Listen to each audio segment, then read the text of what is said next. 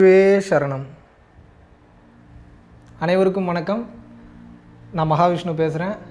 மீண்டும் இன்று உங்களை சந்திப்பதில் மிகவும் மகிழ்ச்சி. இன்றைக்கி நம்ம பார்க்கக்கூடிய டாபிக் என்னன்னு வந்து பார்த்தீங்கன்னா, ரொம்ப ஒரு அற்புதமான டாப்பிக்கு. ஒருவரை நாம் ஏன் மரியாதையாக நடத்த வேண்டும். இது வந்து ஒரு உலகத்தையே சேஞ்ச் பண்ணக்கூடிய ஒரு டாபிக். இது நான் பேசுகிறதுனால உலகம் சேஞ்ச் ஆகிடும்னு நான் சொல்ல வரல. ஒவ்வொரு மனிதனும் ஒவ்வொருத்தரையும் மரியாதையாக நடத்த ஆரம்பிச்சிட்டாங்க அப்படின்னா இந்த உலகம் மிக சிறப்பான ஒரு ஒரு பூந்தோட்டமாக மாறிடும். ஏன் அப்படின்னு வந்து கேட்டிங்கன்னா, அந்த மரியாதைன்றதுக்கு அவ்வளோ விதமான ஒரு வெளிப்பாடுன்றது இருக்குது. எந்த மாதிரினா, எனர்ஜி லெவலில் இருக்குது, எண்ணங்கள் ரீதியாக இருக்குது, எண்ண பதிவுகள் ரீதியாக இருக்குது. மரியாதை என்பது ஏன் ஒருத்தங்களை மரியாதையாக நடத்தணும். இதை தான் இயேசு கிறிஸ்து ஒரு இதில் ரொம்ப வந்து அழகாக சொல்லுவார். ஒருவர் உன்னிடம் எப்படி நடந்து கொள்ள வேண்டும் என்று நீ நினைக்கிறாயோ, நீ அப்படி மற்றவரிடம் நடந்து கொள். ஒருவர் உன்னை எப்படி நடத்த வேண்டும் என்று நீ நினைக்கிறாயோ, மற்றவர்களை நீ அப்படி நடத்து அப்படிங்கிறாரு. அப்போ தான் நம்ம அப்படி ட்ரீட் செய்யப்படுவோம் அப்படிங்கிறாங்க. இது வந்து நம்ம பைபிளில் மட்டும் சொல்ல, திருக்குறளை எடுத்துக்கிட்டிங்கன்னா அதுலேயும் சொல்லியிருக்காங்க. ஒருத்தங்களை மரியாதையை நடத்துகிறத பற்றி, ஒருத்தங்களுக்கு கொடுக்குற ரெஸ்பெக்டை பற்றி. பகவத்கீதையை எடுத்துக்கிட்டிங்கனாலும் அதை தான் சொல்கிறாங்க. நீங்கள் உலக பொதுமறை திருக்குறள்லையும் சொல்கிறாங்க. நீங்கள் எந்த புனித நூல்கள் வேணாலும் எடுத்துக்கோங்க. நம்ம இங்கே மதம் பற்றியே நம்ம பேச வரல. இங்கே நம்ம இப்போ பேசுகிறது மதம் கிடையாது, மனிதம் தான் நம்ம இப்போ பேசிக்கிட்டு இருக்கோம். மனிதம் என்பது ஒரு மனிதனுக்கு மிக மிக தேவையானது. மனிதம் சார்ந்து நம்ம பேசிக்கிட்டு இருக்கோம். அப்படி இருக்கிறப்போ ஒருத்தனுக்கு ஏன் நம்ம ரெஸ்பெக்ட் கொடுக்குறோன்னா, உண்மையாகவே சொல்கிறேன், ஒரு ஓப்பனான உண்மையை சொல்கிறேன், மரியாதைன்றது நீங்கள் இன்னொருத்தருக்கு கொடுக்கல. இன்னொருத்தங்களுக்கு நீங்கள் மரியாதை கொடுக்கறதுனால உங்களுக்கு நீங்களே மரியாதை கொடுத்துக்கிறீங்க. இதுதான் நடக்குது. இதை என்னைக்காவது நீங்கள் நோட் பண்ணியிருந்தீங்கன்னா தெரியும். வாழ்க்கையில் சின்ன சின்ன விஷயங்கள் தாங்க மிகப்பெரிய மாற்றங்களை ஏற்படுத்துது. நம்ம மிஸ்டேக் பண்ணுறோன்னா, சின்ன விஷயந்தான், இவ்வளோ தானே அப்படின்னு படார்னு தட்டி விட்டுறோம். ஆனால் அந்த ஒரு சின்ன விஷயம் மிகப்பெரிய மாற்றத்தை நம்ம வாழ்க்கையில் வந்து ஏற்படுத்திக்கிட்டு இருக்கு.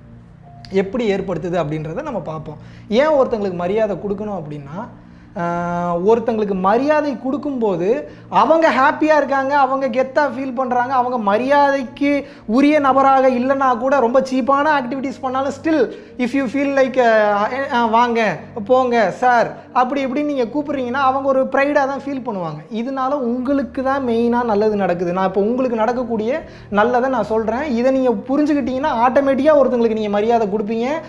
அதனுடைய பலன் ஆட்டோமேட்டிக்காகவே உங்களுக்கு நடக்கும். என்ன உங்களுக்குள்ள நல்லது நடக்குன்னா, ஒருத்தங்களுக்கு நீங்கள் மரியாதை கொடுத்து பேச பேச பேச பேச என்ன ஆகுன்னா, மற்றவர்கள் உங்களுக்கு மரியாதை கொடுத்து பேச ஆரம்பிப்பாங்க. உங்களை ஒதுக்க மாட்டாங்க, உங்களை மெச்சூராக பார்க்க ஆரம்பிப்பாங்க. எந்த சூழ்நிலையிலையும் ஸ்டெபிலிட்டி தவறாமல் மரியாதை கொடுத்துக்கிட்டே இருக்கீங்கன்னா உங்கள் மேலே ஒரு சாஃப்ட் கார்னர் வரும் பீப்புளுக்கு. என்ன இவன் எப்பயுமே ஒரு பெரிய விஷயத்தை கூட பெருசாக ஒரு கன்சிடர் பண்ணாமல் ஒரு சாதாரணமாக ரொம்ப கேஷுவலாக இருக்கானே அப்படின்ற ஒரு பாசிட்டிவ் இன்டென்ஷன் உங்கள் மேலே வரும். ஸோ ஒருத்தங்க மேலே நீங்கள் மரியாதை கொடுக்கறதுனால இன்னொரு மிகப்பெரிய விஷயம் என்ன நடக்கும் அப்படின்னா, உங்கள் மனசு வந்து லேசாகும். சரி, இவனுக்கெல்லாம் மரியாதை கொடுக்கணுமா அப்படி நினைக்கும் போது மனசு லேசாகாது. இதுவும் ஒரு உயிர் தான். பாடி மட்டும்தான் வேறு, ஷேப்பு கலரு சைஸ் தான் வேறு. நம்ம இங்கே தான் எல்லோரும் ஏமாந்து போயிடுறோம். ஆனால் மனிதனுக்குள்ளேயும் மாட்டுக்குள்ளேயும் ஆட்டுக்குள்ளேயும் எல்லா உயிரினங்களுக்குள்ளேயும் இருக்கக்கூடிய மெட்டீரியல் ஒன்று தான். அது என்ன? ஒவ்வொருத்தவங்க ஒவ்வொரு பேர் சொல்லுவாங்க. ஒருத்தங்க சிவம்ன்றாங்க, ஒருத்தங்க ஆன்மான்றாங்க, ஒருத்தங்க உயிர்ன்றாங்க, ஒருத்தங்க அது வந்து ஈத்தர் சக்தி அப்படின்றாங்க. ஒவ்வொருத்தவங்க ஒவ்வொன்று சொல்கிறாங்க. ஆனால் உயிர் நம்ம அப்படி எடுத்துப்போம், காமனாக நம்ம எடுத்துப்போம். இந்த உயிர் நீங்கள் சந்தோஷமாக வச்சிருக்க இந்த உயிர் உங்களை விட்டு அவ்வளோ சீக்கிரம் போகாது. நீங்கள் ஹாப்பியாக இருப்பீங்க. அப்போ இன்னொருத்தங்களை நீங்கள் மரியாதை கொடுக்கும்போது உங்கள் மன அளவுலேயே நீங்கள் என்ன நினைப்பீங்கன்னா, நம்ம வந்து ஒருத்தங்களுக்கு மரியாதை கொடுக்குறோம், அப்போது ஒரு மதிக்கத்தக்க நபராக அவர் இருக்கிறாரா இல்லையோ, ஆனால் என்னோட மென்டாலிட்டி படி நான் மரியாதை கொடுப்பேன் அப்படின்றதுல நீங்கள் கான்ஃபிடென்ட்டாக இருக்கீங்க. அப்போ அவர் உங்களுக்கு மரியாதை கொடுக்குறாரு, அதனால உங்களுக்கு சந்தோஷம் கிடைக்குது.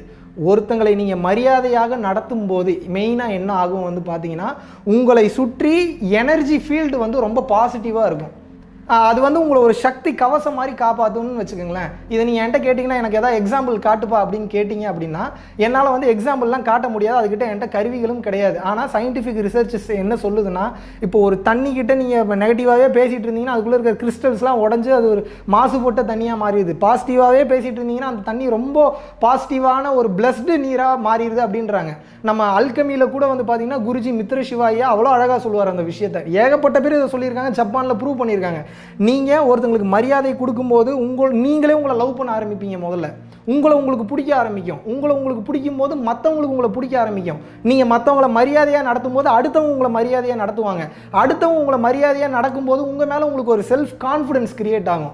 அடுத்தவங்களை நீங்கள் மரியாதையாக நடத்தும் போது உங்களுக்கு செல்ஃப் கான்ஃபிடன்ஸ் கிரியேட் ஆகிடுச்சு அப்படின்னா உங்களுடைய ஒரு ஆக்டிவிட்டிஸ் ஆட்டிடியூடே மாறும். திமிரா மாறுறதுக்கு நிறைய வாய்ப்பு இருக்குது. ஆனால் நீங்கள் அந்த இடத்துல கவனமாக இருந்தீங்கன்னா திமிரா மாறாமல் செல்ஃப் கான்ஃபிடன்ஸ்ன்றது பொட்டென்ஷியலாக உங்களுக்கு ரிசோர்ஸஸ் சேர்க்கக்கூடிய ஒரு வளங்களை சேர்த்து தரக்கூடிய ஒரு விஷயமா மாறும். எப்படின்னு வந்து பார்த்தீங்கன்னா, இப்போ எனக்கு செல்ஃப் கான்ஃபிடன்ஸ் வந்துருச்சு. இப்போ வந்து பார்த்தீங்கன்னா ஒன்றும் இல்லை, நீங்கள் சும்மா நடந்து போகிறதுக்கு உங்கள் பாக்கெட்டில் ஒரு 1000 ரூபா இருக்குனால நீங்கள் நடந்து போகிறதுக்கு நிறைய டிஃப்ரென்ஸ் இருக்குது. சும்மா போகும்போது நம்மக்கிட்ட பணமே இல்லைன்ட்டு போவீங்க. ஒரு மோதிரம் போட்டு செயினை போட்டு ஒரு 1000 ரூபா பாக்கெட்டில் வச்சுட்டு போகிறீங்கன்னா அந்த ஒரு நடைக்கு ஒரு கெத்து இருக்குது, அந்த பேச்சுக்கு ஒரு உயிர் இருக்குது. எல்லாமே கம்ப்ளீட்டாக வந்து டோட்டலாக சேஞ்ச் ஆகும். அதே மாதிரி ஒருவரை நீங்கள் மரியாதையாக நடத்தும் போது செல்ஃப் கான்ஃபிடன்ஸ் வரும், உங்களுடைய பேச்சு மாறும், உங்களோட ஆட்டிடியூடு மாறும், உங்களோட ஆக்டிவிட்டீஸ் மாறும்போது நீங்கள் உங்களை சுற்றி இருக்கக்கூடிய பாசிட்டிவான விஷயங்களை எல்லாத்தையும் கவர்ந்து இழுப்பீங்க. இதெல்லாம் போக சுற்றி இருக்கிறவங்க உங்களை பெருமையாக பேசுவாங்க, ஹாப்பியாக உங்களை வச்சுப்பாங்க. ஏன்னா நீங்கள் ஒருத்தனை ஹாப்பியாக வச்சுருக்கீங்கன்னாவே இந்த பிரபஞ்சத்தோட விதியை அது உங்களை மறுபடியும் ஹாப்பியாக வச்சுட்டு தான் ஆகணும். அப்படி தான் இந்த உலகம் படைக்கப்பட்டிருக்கு. இந்த பிரபஞ்சத்தோட விதி அதுதான், நியூட்டனின் 3ஆம் விதி தான். ஒவ்வொரு வினைக்கும் அதற்கு சமமான எதிர்வினை உண்டு. நீங்கள் என்ன வினை போடுறீங்களோ அந்த வினைக்கு ஈக்குவலான எதிர்வினை உங்களுக்கு நடந்துடும். நீங்கள் கெட்டது போட்டால் கெட்டது நடக்கும், நல்லது போட்டிங்கன்னா 10 மடங்கு நல்லது நடக்கும். எல்லாமே இங்கே அப்படியே 10 டைம்ஸ் பெட்டர் தான். அதனால மரியாதையாக நடத்துங்க. நீங்கள் மரியாதையாக நடத்தப்படுவீங்க, பெருமையாக பேசுவாங்க, உங்களை ஸ்பெஷலாக பார்ப்பாங்க, அவங்கக்கிட்ட இருக்கக்கூடிய ஸ்பெஷல் மெட்டீரியல்ஸ்லாம் உங்களுக்கு கொடுப்பாங்க, உங்களை யூனிக்காக பார்த்துக்குவாங்க, எல்லாத்துக்கும் செல்ல குழந்தையாக இருப்பீங்க, மெச்சூராக இருப்பீங்க. அதிகமாக பேசுவதை விட அரை நிமிட மௌனம் மிகவும் வலிமையானதுன்றாங்க.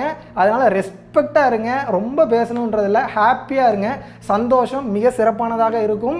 நீங்கள் மற்றவங்களை மரியாதையாக நடத்தும் போது நீங்கள் மரியாதையாக நடத்தப்படுவீர்கள். உங்கள் வாழ்க்கை முழுவதும் மிக சிறந்த ஒரு பூந்தோட்டமாக மாறும். மரியாதை கிடைக்கலனாலும் அதுக்கு நீங்கள் வருத்தப்படாதீங்க. நான் அதுக்கு முன்னாடி வீடியோஸ்லேயே சொல்லியிருக்கேன், லெட்டிங் கோ. மரியாதை கிடைக்குதா சந்தோஷம், மரியாதை கிடைக்கலையா ரொம்ப சந்தோஷம். ஏன்னா உங்களுக்கு நீங்கள் யாருன்னு தெரிஞ்சால் போதும், மற்ற யாருக்கும் நீங்கள் யாருன்னு தெரியணுன்ற அவசியமே கிடையாது.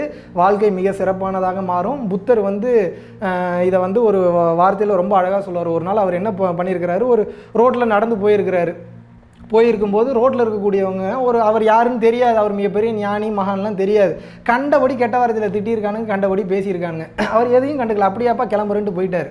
அடுத்த நாள் அதே வழியில் வந்திருக்காரு. அவங்களுக்கு தெரிஞ்சிருச்சு அவர் யாருன்னு. ஐயா எல்லாரும் போய் நான் இந்த மாதிரி தப்பு பண்ணிட்டேங்கயா, நீ எவ்வளோ பெரிய ஞானின்னு தெரியாதீங்க, எவ்வளோ பெரிய மகான்னு தெரியாதீங்க, இங்கே பூ பழம் எல்லாம் கொண்டு உங்களுக்கு மரியாதை செய்ய வந்திருக்கோம், இதை வாங்கிக்கங்க அப்படின்றாங்க. அதையும் அவர் வாங்கலை. எப்பா நேற்று நீ திட்டினதையும் நான் உள்ளே எடுத்துக்கல, இப்போ நீ கொடுக்குற இந்த புகழ்ச்சியும் நான் எனக்குள்ளே எடுத்துக்கல. ரெண்டுத்தில் எதை உள்ளே எடுத்துக்கிட்டாலும் எனக்கு பிரச்சனை தான். ஏன்னா அது ஒரு என்ன பதிவுகளாக போய் ஸ்டோர் ஆகும்போது அதுபடி நான் நடக்க முடியலன்னா அது தேவையில்லாத பிரச்சனைகளை கொண்டு வரும். தெளிவு என்பது ரொம்ப சிறந்தது. இந்த உலகத்திலிருந்து புறம் சார்ந்த வாழ்க்கையிலிருந்து எதையுமே நான் உள்ளே எடுத்துக்கவே விரும்பலை. எனக்கு இந்த வாழ்க்கை மிக சிறப்பானதாக இருக்குன்னு கடந்து போயிட்டார்.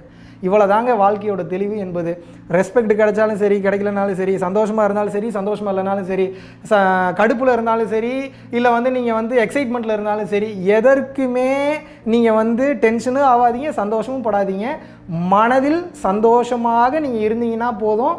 ஓவர் எக்ஸைட்மெண்ட் எதுவுமே வேண்டாம். வாழ்க்கை மிக சிறப்பானதாக ஆட்டோமேட்டிக்காகவே போகும். மீண்டும் ஒரு வித்தியாசமான வீடியோவில் உங்களெல்லாம் வந்து சந்திக்கிறேன். Thank you so much.